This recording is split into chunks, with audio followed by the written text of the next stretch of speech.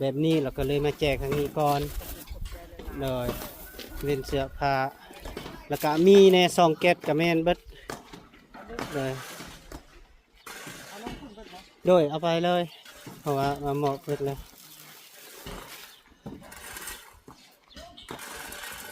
ทางนั้นกำลังดึงพี่น้องฮึบฮึบฮึบใส่กัน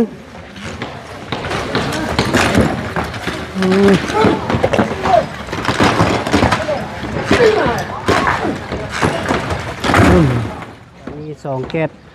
กะเครื่องนี่กะโบเมนมีเครื่อง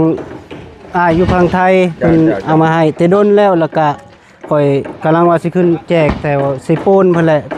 แต่ว่าบ่มีเวลาแล้วก็เลยมาเห็นอยู่พี่แล้วก็เอามาแจกอยู่พี่ก่อนเนาะแล้วก็สิเอาเป็นเงินให้ซื้อน้ำแต่ละมื้อนะซื้อกินนะค่อยก็บ่มีเงินหลายดอกเลยเอาเงินให้เป็น200,000พอดีซื้อน้ำเพียงสิขอขอบใจเพิ่นโดยขอขอบใจแม่ใหญ่ผู้อยู่เมืองนอกเมืองนาเด้อมาช่วยเหลือไปปฏิบัติปีนี้ให้อยู่ดีมีแห้งความเจ็บอย่าได้ความไข้อย่าให้มีเด้อให้ร่ำให้รวยเด้อของที่เอามาได้หับแล้วล่ะโดยให้อยู่ดีมีแห้งโดยดีมีแห้งคำก็ให้ได้ให้อยู่มันควรยืนโดยสาธุ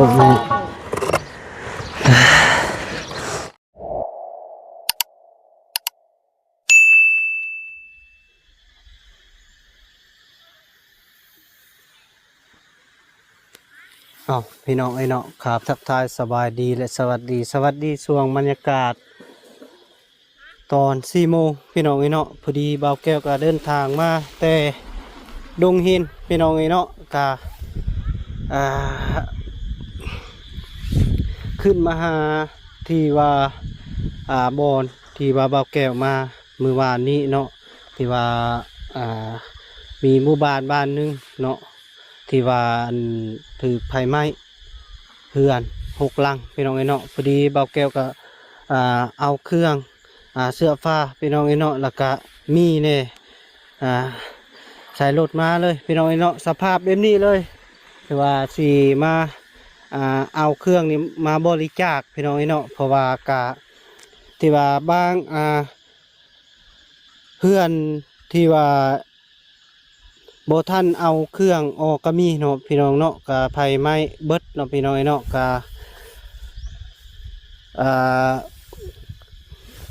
หลายอย่างพี่น้องเนาะกะพอดีบ่าวแก้วกะเลยว่าเมื่อเอิญมีเครื่องที่อ้ายอยู่พังไทยเนาะพี่น้องเนาะที่ว่าเพิ่นเอามาให้เนาะให้บ่าวแก้วบริจาคอยู่ที่บ้านของบ่าวแก้วแต่ว่าบ่าวแก้วยังบ่ทันบริจาคใครเนาะพี่น้องเนาะมาเห็นเกิดผลกระทบแบบนี้เนาะที่อยู่บ้านแห่งนึงพี่น้องเนาะก็คือว่าบ้านพักโฮพี่น้องเนาะก็เลยบ่าวแก้วก็เอาเครื่องดังกล่าวนี่มาแจกทางพี่น้องทางบ้านพังโฮที่ถือผลกระทบเนาะไฟไหม้เฮือนพี่น้องเนาะก็ประมาณนี้พี่น้องเนาะเอาพี่น้องที่ว่าไป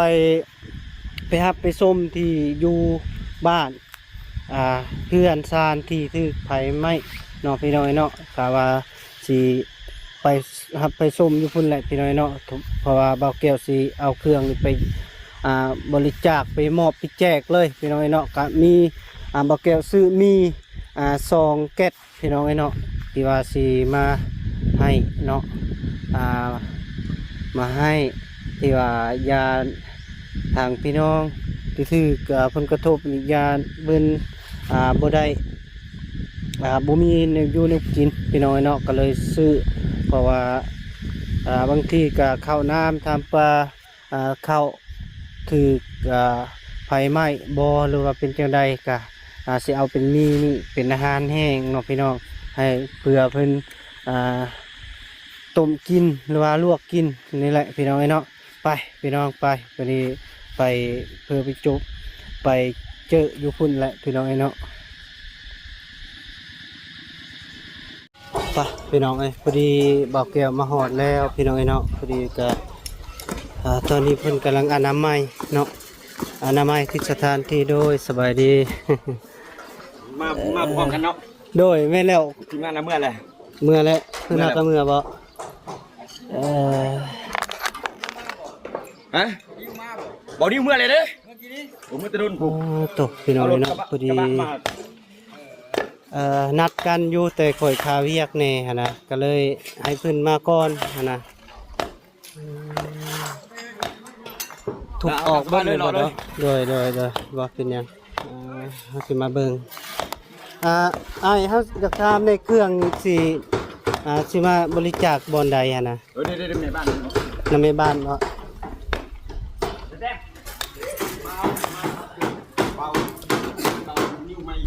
โอ้เนาะ บรรยากาศแบบนี้ ได้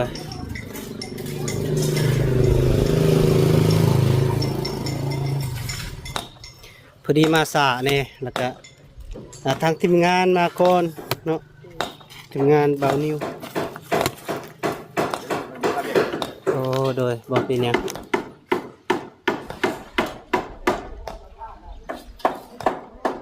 หลังนี้เพิ่นกำลังซ้อมเนาะซ้อมอีกเพิ่นใส่ไม้แล้วก็ซ้อมคืนเพิ่นเนาะเพราะว่าทางร่างทางนี้เพิ่นก็ทุบออกเบิดพี่น้องเนาะทุบออกแล้วเพิ่นสิคนออกเบิดเนาะพี่น้องเพราะว่าเพิ่นสิสร้างบ่อลึกนะก็ยังบ่ฮู้เนาะ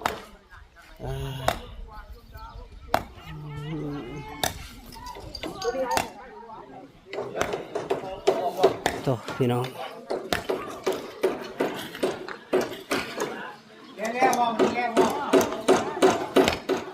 กำลังดึงออกเลย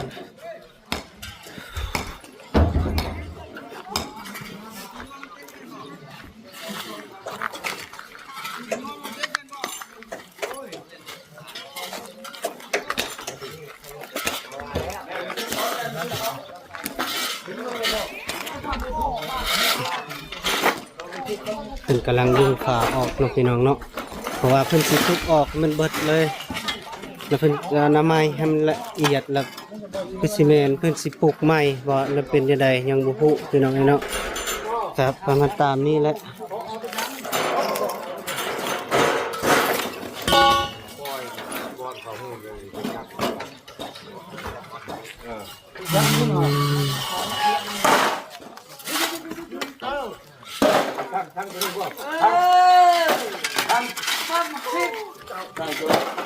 ดึงหลายๆคนก็ได้อยู่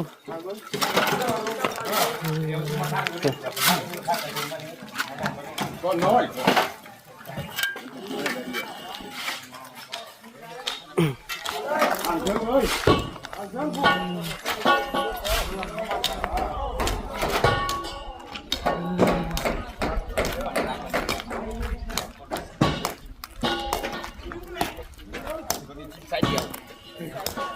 โดยสบายดีเด้อโดยเอาอันเครื่องเพจเสื้อผ้าแล้วก็มีเน่สิมามอบให้โดยพอดีให้อ้ายอันเราไปเอาไปเอาเลยเพราะว่าเฮามาซ่าแน่แม่เพราะว่าเฮาขาเวียงเนี่ยให้ทีมงานทางเบานิวมาก่อนจังซั่นนะเพราะว่าก็เลยบ่มาพร้อมกันผู้มาซ่าผู้มาไวหั่นละไปแม่ไปรับเอาเครื่องมานี่เ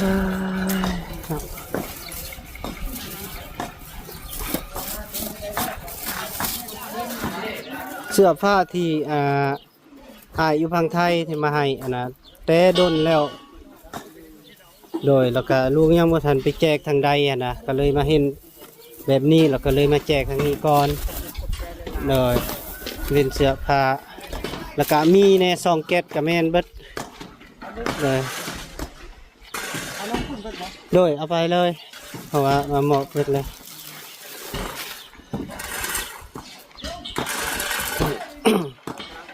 โอเคแม่มาพี่ก่อนมาพี่ก่อนเราสี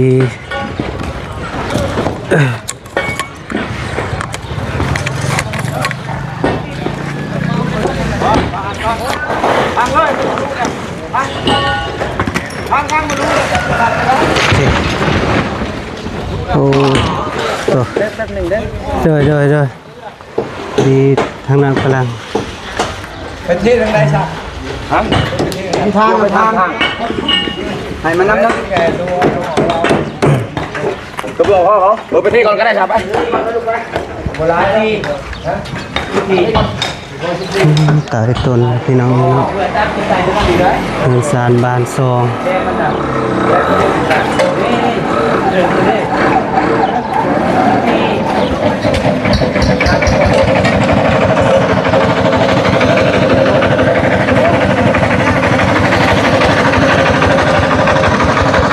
หนักกำลังไป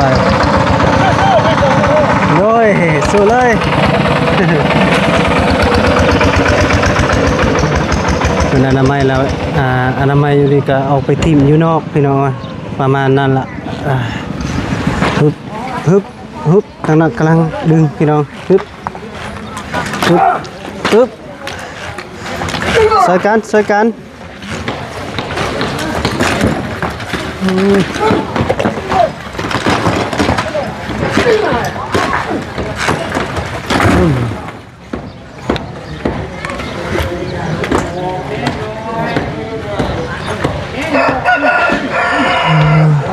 มัน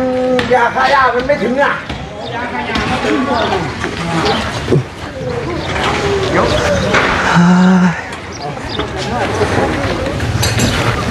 เดี๋ยวดูเสียงพันจุดเจ้าไม่หวนโอเคคือคุณดูพันเขาบอกดูกระเทียมเขาไปกับเขาให้เขาเหรอเขาให้เลยทุกไม่ใช่โอ้ โดยขอบใจคือกันด้วยโดยนะ น้ำใจ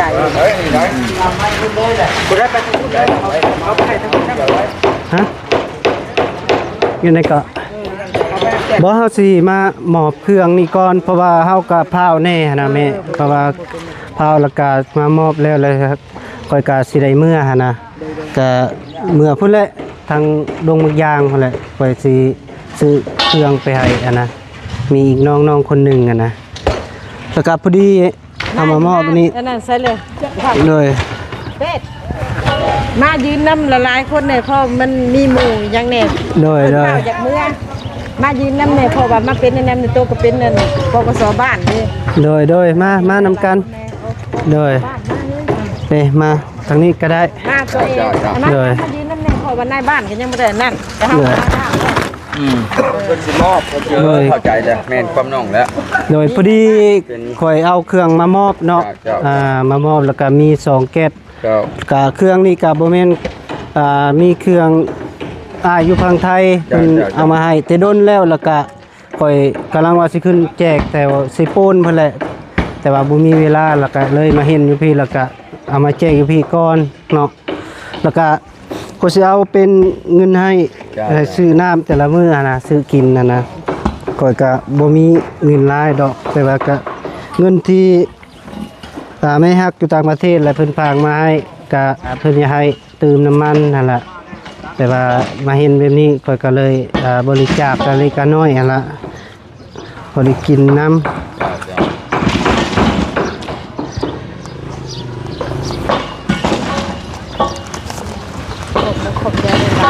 เลยเอาเงินให้เป็น200,000พอดีซื้อน้ำ เพลงสิขอขอบใจพอดี โดย ขอขอบใจแม่ใหญ่ผู้อยู่เมืองนอกเมืองนาเด้อมาช่วยเหลือภัยพิบัติปีนี้ โดย ให้อยู่ดีมีแห้ง